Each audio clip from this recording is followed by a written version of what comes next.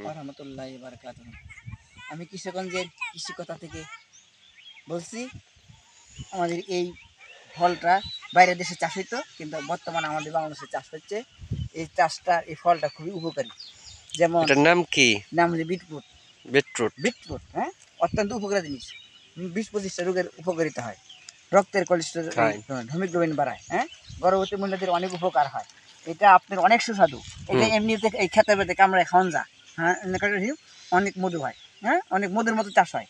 এই চাষটা যদি করতে পারেন, অনেক অর্থের যোগান দিতে পারবো। অর্থকারী ফসল এটা। এই ফসলটা আমাদের এই এটা কিভাবে খায় মানে? এটা আপনি যে কোনোভাবে খেতে পারবেন। আপনি এবার কামড়েও খেতে পারবেন, শশার মতো খেতে পারবেন, এই গাজরের মতো খেতে পারবেন। এটা আপনার এই জুস বানিয়ে খেতে পারবেন।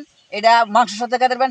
যে কোনোভাবে আপনি যেভাবে ইচ্ছা এভাবে খেতে পারবেন। সালাদ হিসেবে খাওয়া যায়। হ্যাঁ, সব সময় জুস বানিয়ে খেতে পারবেন। এটা এই কি কালার আইছে! এটা দেখেন কি কালারটা, অত্যন্ত এই ক্ষেত করার পরে এই এলাকার যুবক পোলা মানে রাতে চুরি করে না খায়।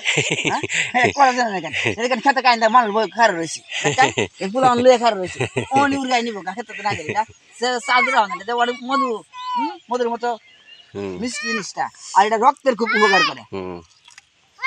আমরা দেখাইতেছি, মুখ তো একবার লাল হয়ে যাইতেছে। মুখ লাল হয়েছে মনে করবেন। এটা আমি লিপস্টিক দিচ্ছি মনে করবেন, আসলে লিপস্টিক না, এটা আসলে রং। এটা এমন